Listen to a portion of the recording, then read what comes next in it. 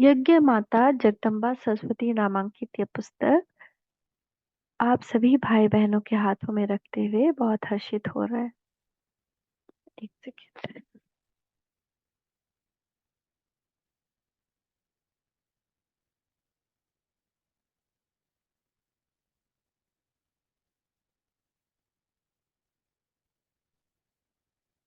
हाँ, ठीक है।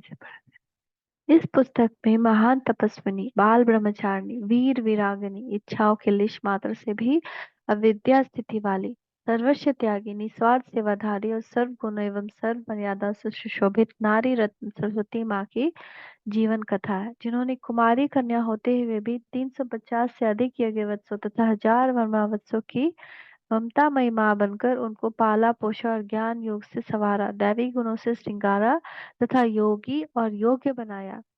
जिन यज्ञवत्सों और ब्रह्मावत्सों ने उनकी पालना ली, उनके संबंध संपर्क में आए उन महान सौभाग्यशालियों में से कुछ के अनुभवों को लिखित या मौखिक रूप से प्राप्त कर अथवा ज्ञानामृत मासिक से साभार प्राप्त कर इस पुस्तक का निर्माण किया गया है। कई दादियां और दादा अभी भी हमारे साथ नहीं है, उनकी ध्वनि मुद्रित कैसेटों से भी कुछ विषय वस्तु तैयार की गई है। मम्मा के साथ का अनुभव सुनाते सुनाते कई भाई बहन अतीत में खो जाते थे, कई भाव विभोर हो जाते थे तो उनके नयन सरोवर से के प्रेम के मोती टपकते थे, कई गदगद हो उठते उनका गला ही भर जाता था। ऐसी बहनों को भी हमने देखा जो माँ के साथ के अनुभव सुनाते सुनाते उनकी अखियों से तीक्ष्ण एवं बलशाली चमक छलक पड़ी। हर भाई बहन ने यही अनुभव व्यक्त की, मातेश्वरी सिर्फ मेरी माँ है, उस माँ ने सबसे ज्यादा मुझे ही प्यार दिया है, दुलार दिया है। सच ये बहने भाई पद्मा पदम भाग्यशाली है जो इन्होंने उस पालनहार आदि शक्ति सर्व मंगले मातेश्वरी को साक्षात देखा है, जाना है, उनके वरद महावाक्यों को सम्मुख सुना है, उनकी गोद ली है।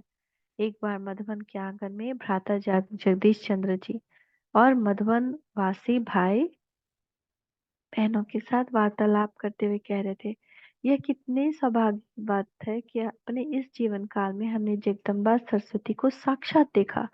लोग जिसकी पूजा करते हैं कहते हैं कि यह विद्या की देवी है। वह विद्या की देवी कैसी थी, क्या उनमें विशेषताएं थी, जिन्होंने उनके साथ जीवन व्यतीत करते हुए उनके साथ रहते हुए सब देखा। उनके अनुभवों को सुनना भी एक बहुत लाभकारी विषय है, जीवन की बहुत बड़ी उपलब्धि है। मातेश्वरी जी के साथ जीवन व्यतीत करने वाले और उनको सुनने का अनुभव करने वाले वरिष्ठ भाई बहनों के अनुभवों की पढ़ने का सुनहरा मौका किसी को छोड़ना नहीं चाहिए। उन्होंने माँ सरस्वती की विशेषताओं को देखा, उनकी पालना ली, लोरी सुनी, मीठी मीठी बातें सुनी, दृष्टि से निहाल हुए, गोद में जा शीतलता प्राप्त की, प्यार और दुलार पाया तथा आगे बढ़े। अनुभव जीवन के का अति अनमोल खजाना होता है। ड्रामानुसार बहुत भाई बहन मम्मा की साकार पालना से वंचित रहे, इसलिए मम्मा के साथ पाने वाले अनुभवियों के बातों को बहुत ध्यान से सुनना चाहिए, पढ़ना चाहिए, इससे प्रगति होती है। भ्राता जगदीश जी इन प्रेरक शब्दों के साथ इस पुस्तक को बनाने के लिए प्रेरणा स्रोत आदरणीय दादी जी, भ्राता निर्वैर जी तथा अन्य वरिष्ठ भाई बहनों के प्रति हम सब भाई बहनों बहनें अपनी कृतज्ञता अर्पित करते हैं।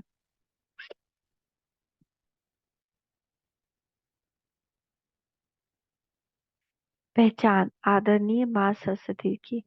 प्रजापिता ब्रह्मा के पश्चात जगदम्बा सरस्वती का स्थान तो अपनी रीति से सर्व महान है। यज्ञ में स्थापना के महान यज्ञ की स्थापना में उनकी शिरोमणि पवित्रता, घोर तपस्या, अटूट निश्चय इत्यादि की जो ये तो जितनी महिमा की जाए उतनी कम है। जिन्होंने उनके मुखमंडल को देखा उनसे पूछे कि वे कुदरत की क्या कमाल थी। उनको देखकर महाज्ञानी भी कह उठता था, माँ ओ माँ तेरी ठंडी छाँव, तेरी शीतल बाह, तेरे हाँ में हाँ ओ माँ, तू ले जा, तू ले जा चाहे जहाँ, हमें दिखता आसमां, भूल गया जहाँ, माँ ओ माँ। कैसी थी वो भीनी भीनी मुस्कुराहट जो शिव और ब्रह्मा ने ज्ञान रंग से चित्रांकित की हो। उस मुस्कुराहट को देखकर तो रोना सदा के लिए बंद हो जाता। वे निर्मल नयन, जिनमें योग तपस्या की प्रकाश रश्मियां जिस पर पड़ती उसे भी योग के पंख पर बिठाकर फट से अर्श पर ले जाती। उनका वह दिव्य व्यक्तित्व ही ऐसा था कि वे एक अहिंसक सेना की सेनापति दिखाई देती थी। उनकी चाल ढाल ही ऐसी थी जिसमें योग और राज मिलकर उसे इतना भव्य दिव्य सुशव्य बनाते थे कि बात मत पूछिए। जिस किसी को भी उनका स्पर्श मिला उसने अनुभव किया कि उनकी इंद्रिय चंचलता शांत हो चली।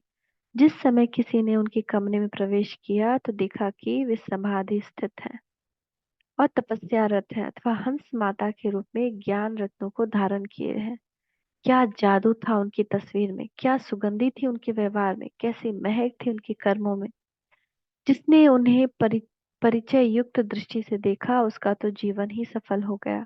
अतः हम सभी का कैसा सौभाग्य है कि हम ब्रह्म कुमार या ब्रह्मवत्स भी हैं और सरस्वती पुत्र अथवा सरस्वती पुत्री भी हैं। लोग जिस देवी को विद्यादानी के रूप में विद्या का वरदान पाने के लिए पुकारते हैं, स्वयं उन्हीं के पुनीत हाथों से हमने अमृत पिया। उनके स्वयं मुख वीणा से ज्ञान की स्वर्ग सुखदायिनी झंकार सुनी। उनके वरद हाथों से ने हमारे सिर पर प्यार बरसाया। उनकी ज्ञानमयी गोद के हम सुत हैं। हमारे इन नेत्रों ने सरस्वती को इस धरा पर खरे बैठे चलते देखा। हम यदि और कुछ भी नहीं पाया, क्या यह कम बात है?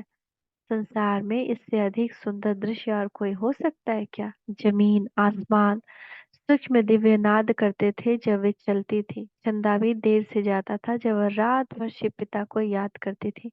अरे वे ही पार्वती थी जिसने पर्वत पर तपस्या की शिव की के लिए। गौरी वे ही तो थी। हिमराज की वह पुत्री ज्ञान गुण की दृष्टि से अपार सुंदर थी। जिन्होंने उन्हें साक्षात नहीं देखा उन्हें क्या देख उन्होंने उसने क्या देखा? जिसे संसार आदि देवी अम्बे मैया एवं हव्वा आदि के नाम से याद करते हैं, उन्हें देखने का यही तो मौका था। हम उनके संग संग रहे, उनके हाथों से पले, उनकी छत्र छाया में खेले। वे कितने निराले दिन, कितने निराले थे वह हमारे सौभाग्य की कितनी सुंदर घड़ी थी। उस जैसा रोमांचकारी अनुभव तो और कोई हो ही नहीं सकता। भारत और भारत की नारी की वह शान थी। योगियों में वह सर्व महान थी। धर्म दर्शन मजहब और ईमान थी। वह दिव्य गुणों की खान थी। वह मदरे जहान थी। वह न होती तो कुछ भी नहीं होता। वही तो प्रजापिता ब्रह्मा के मुख द्वारा परमात्मा शिव का ईश्वरीय ज्ञान सुनकर सभी यज्ञवत्सों को समझाती थी। वह तो उनके सामने ज्ञान और योग का नमूना थी। सभी यज्ञवत्सों को संभालने के लिए वही तो निमित्त थी। उन्हें प्रजापिता ब्रह्मा के समकक्ष स्थान पर बैठकर प्रतिदिन ज्ञान बीना वादन का अधिकार था। ऐसी थी Jagdamba Saraswati. Thank you mamma. ओम शांति।